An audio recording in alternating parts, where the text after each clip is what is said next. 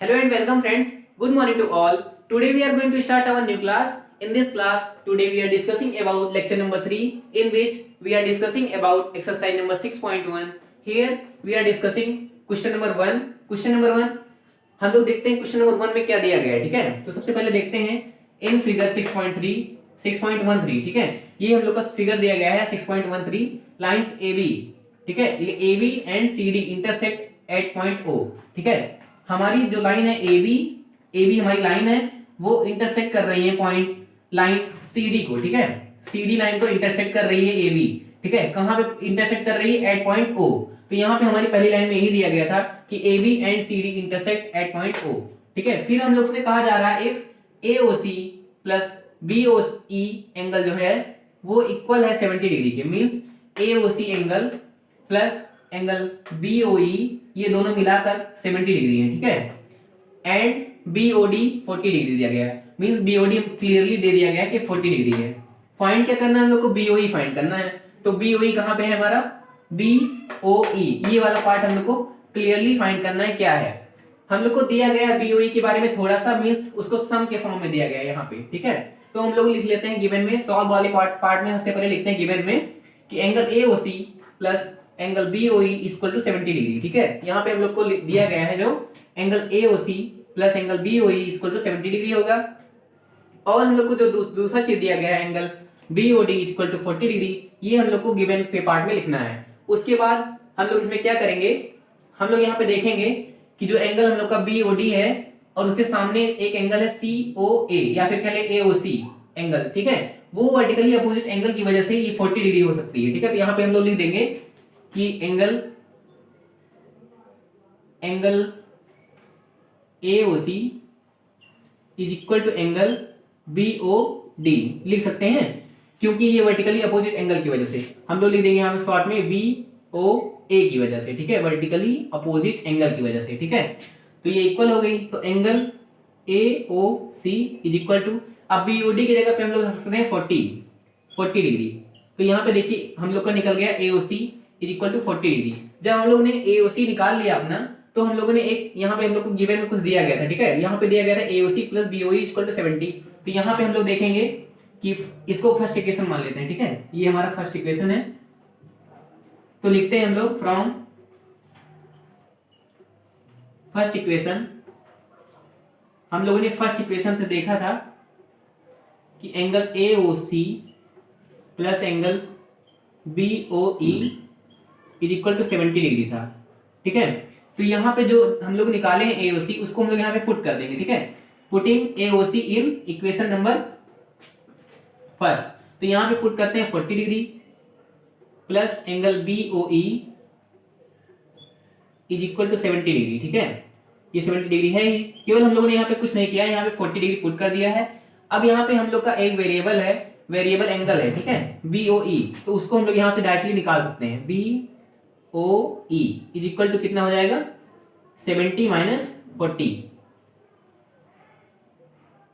Which is 30 degree, ठीक है। तो हमारा एक पॉइंट यहाँ पे हम लोग क्लियरली निकल चुका है।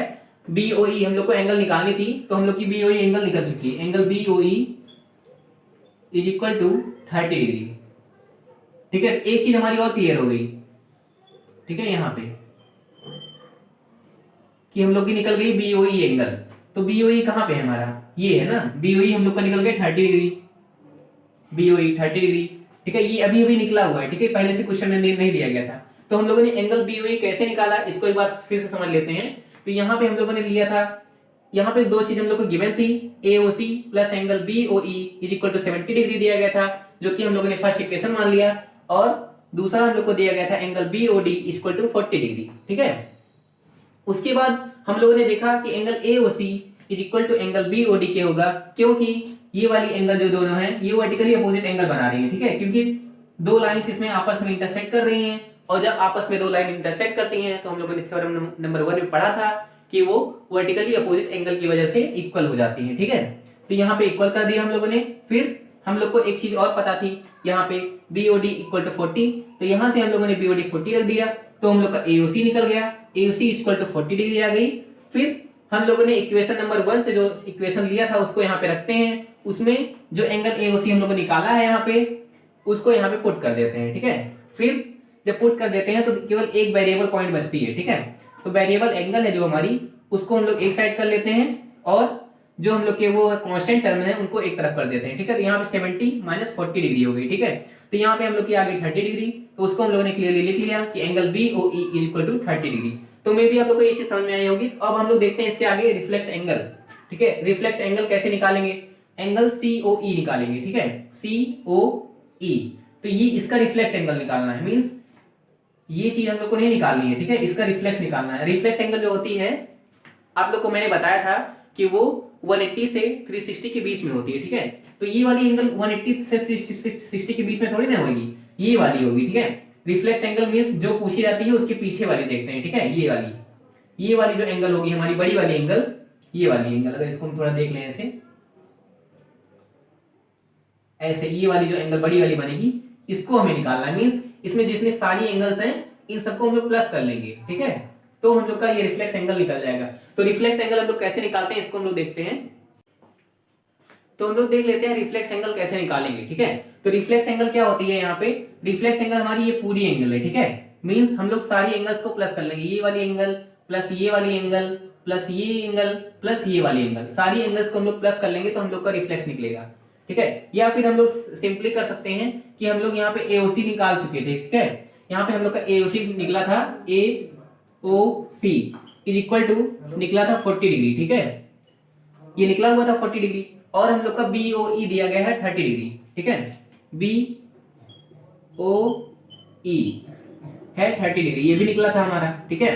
तो ये जो दो चीज निकली हुई है उसमें हम लोग लीनियर पेयर लगा देते हैं। ये वाली जो है हम लोग साइड ले लेते हैं, ठीक है, ये वाली साइड ले लेते हैं, मींस ये वाली लाइन ले लेते हैं, ठीक है। तो इस लाइन में हम लोग लीनियर पेयर लगाएंगे। तो इसमें दो जो है रे वो स्टैंड है, ठीक है, एक CO है और एक OE है।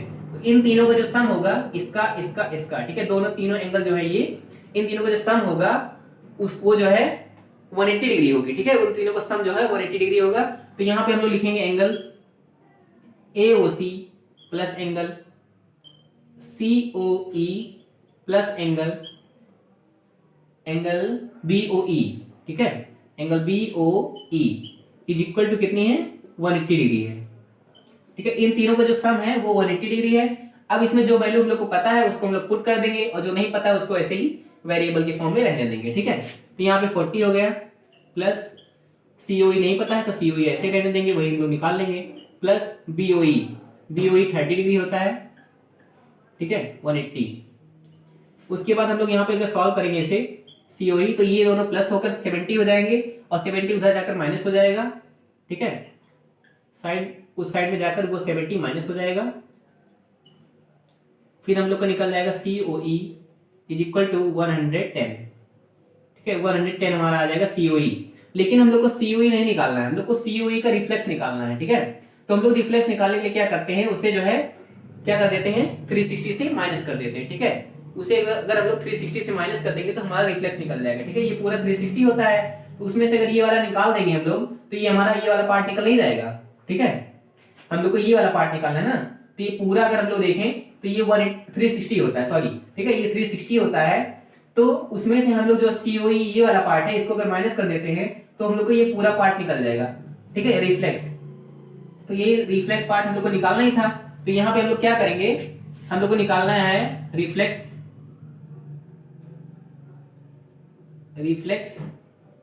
Of angle COE। तो रिफ्लेक्स ऑफ एंगल COE निकालने के लिए हम लोग क्या करेंगे, 360,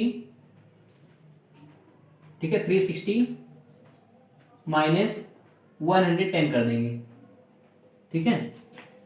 तो हम लोग का निकलेगा यहाँ पे माइनस कर ले हम लोग 0 बचेगा यहाँ पे और यहाँ पे बचेगा 5 और यहाँ पे बचेगा 2, ठीक है। तो 250 डिग्री इसका रिफ्लेक्स एंगल निकल जाएगा, ठीक है।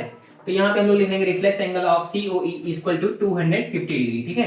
तो यहाँ पे मे भी आप लोगों को क्वेश्चन बहुत अच्छे से समझ में आया होगा, हम लोगों ने रिफ्लेक्स एंगल किस तरीके से निकाली और एंगल BOE कैसे निकाला, ये चीज आप लोग को बहुत अच्छे से समझ में आई होगी। तो फ्रेंड्स अब हम लोग देखते हैं question number second. Question number second क्या कह रहा है उसके बारे में हम लोग जानते हैं। तो यहाँ पे हम लोग पढ़ते हैं, लिखा हुआ है in figure 6.14 line X Y and M N intersect at point O. ठीक है, यहाँ पे दिया गया है जो लाइन एक्स वाई है और लाइन एम एन है वो आपस में इंटरसेक्ट कर रही हैं एक पॉइंट ओ पर। ठीक है, और हम लोग को दिया गया है एंगल पी ओ वाई, जो हम लोग का एंगल है पी ओ वाई, ये वाला एंगल 90 डिग्री दिया गया है। ठीक है, and A ratio B is equal to 2:3, और जो रेशियो है एंगल ए का और बी का वो 2:3 है। अब हम लोग को फाइंड करनी है एंगल सी। ठीक है, इसके लिए हम लोग यहाँ पे पहली बार जो दिया गया था उसको हम लोग ने लिखा है यहाँ पे P O Y equal to 90 degree. Solution part में हम लोग ये लिखेंगे angle P O Y is equal to 90 degree. फिर हम लोग क्या करेंगे, यहाँ पे लीनियर पेयर की वजह से यहाँ पे ये वाली एंगल पूरी और ये वाली एंगल 90 डिग्री होगी, सॉरी 180 डिग्री होगी। ठीक है, इनका सम इन दोनों का 180 डिग्री होगा। तो यहाँ पे पी ओ वाई 90 पहले से दिया गया है, तो यहाँ पे हम लोगों ने P O X plus P O Y, ठीक है, P O X plus P O Y is equal to लिखेंगे 180। उसके बाद हम लोग को पी ओ एक्स पता नहीं है, ठीक है, उसको हम लोग वेरिएबल एंगल ऐसे ही मान लेंगे पी ओ एक्स, और हम लोग को पी ओ वाई पता है जो कि 90 डिग्री है, उसको हम लोग ऐसे पुट कर देंगे। ठीक है, इज इक्वल टू 180 कर देंगे। फिर हम लोग यहाँ से निकाल लेंगे P O X equal to आ जाएगा 90 डिग्री। ठीक है, जब हम लोग का पी ओ एक्स 90 डिग्री आ जाएगा उसके बाद हम लोग क्या करेंगे, एंगल ए निकालेंगे, फिर एंगल बी निकालेंगे। मींस यहाँ पे एंगल ए भी दिया नहीं गया है, उसका रेशियो दिया गया था। ठीक है, यहाँ पे क्लियरली नहीं बताया गया कि एंगल ए कितनी होगी या फिर एंगल बी कितनी होगी। ठीक है, उसको हम लोग को केवल वहां पे रेशियो बता दिया गया है बस। अब हम लोग क्लियरली फाइंड करेंगे कि एंगल ए क्या होगी, बी क्या होगी। ठीक है, तभी हम लोग को सी पता चल पाएगा। हम लोग को निकालना तो केवल सी ही है, लेकिन हम लोग सी को निकालने के लिए हम लोग ए और बी को जरूर निकालेंगे, नहीं तो निकल ही नहीं पाएगा। तो angle A is equal to angle A अगर हम लोग को निकालना है तो हम लोग करेंगे यहाँ पे एंगल ए का रेशियो जो है ऊपर वाला जो है रेशियो उसको ऊपर लिखेंगे। मींस जो ए का रेशियो है उसको लिखेंगे 2 अपॉन जो दोनों रेशियोज का सम है उसको लिखेंगे 2 प्लस 3, और इंटू कर देंगे हम लोग 90 से। हम लोगों ने यहाँ पे 90 से इंटू इसलिए किया है क्योंकि इन दोनों का जो सम है ए और बी का, ये पूरा अगर देखा जाए तो यहाँ पे 90 डिग्री का बनेगा ना।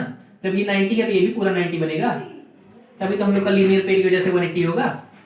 तो यहाँ पे हम लोग ने निकाला ही है पी ओ एक्स पूरा 90 निकल ही गया है। तो यहाँ पे ए प्लस बी अगर देखेंगे एंगल तो वो जो है 90 के बराबर होगी। तो इसी वजह से हम लोगों ने यहाँ पे 90 से मल्टीप्लाई किया है। तो 90 से मल्टीप्लाई किया है, अब सॉल्व करेंगे आगे तो 2/5 हो जाएगा इंटू 90, और यहाँ पे इसको कट करेंगे तो 18 बार में जाएगा। ठीक है, उसके बाद हम लोग को आ जाएगा 36। तो हम लोग का एंगल ए आ गया 36 डिग्री। ठीक है, लेकिन एंगल ए हम लोग को निकालना नहीं है, हम लोग को एंगल सी निकालना है। तो सी निकालने के लिए हम लोग को बी भी जानना पड़ेगा। ठीक है, तो बी निकाल लेते हैं, बी। ठीक है, तो बी निकालेंगे कैसे, तो बी के लिए हम लोग क्या करेंगे, बी वाला लेंगे ऊपर। ठीक है, जो बी वाला रेशियो है उसको हम लोग ऊपर रखेंगे 3, और नीचे तो ऐसे ही जैसे सम रखे थे इसमें वैसे ही सम इसमें भी रख देंगे। दोनों का सम मींस दोनों का एडिशन इज इंटू 90 कर देंगे सिंपली, इज इक्वल टू आएगा 3/5 इंटू 90, और ये भी कटेगा तो फिर उतना ही होगा 18, और इसको 3 से मल्टीप्लाई करेंगे तो आ जाएगा 54। ठीक है, तो यहाँ पे हम लोगों ने एंगल ए और एंगल बी निकाल लिया है। अब हम लोग को निकालना है एंगल सी। ठीक है, एंगल सी कैसे निकालेंगे हम लोग, तो यहाँ पे एंगल बी निकाल लिया तो ये एक लीनियर पेयर यहाँ भी बन सकता है। ठीक है, यहाँ पे एम एन एक लीनियर पेयर है जहाँ पे स्टैंड है ओ एक्स। ठीक है, ओ एक्स हम लोग का स्टैंड है यहाँ पे, तो ओ एक्स स्टैंड है means angle B plus angle C को अगर मिला लिया जाए तो वो 180 डिग्री हो जाएगा। ठीक है, तो इसे समझने के लिए हम लोग क्या करते हैं, इसको नोट कर लीजिए पहले आप, उसके बाद हम लोग लिखेंगे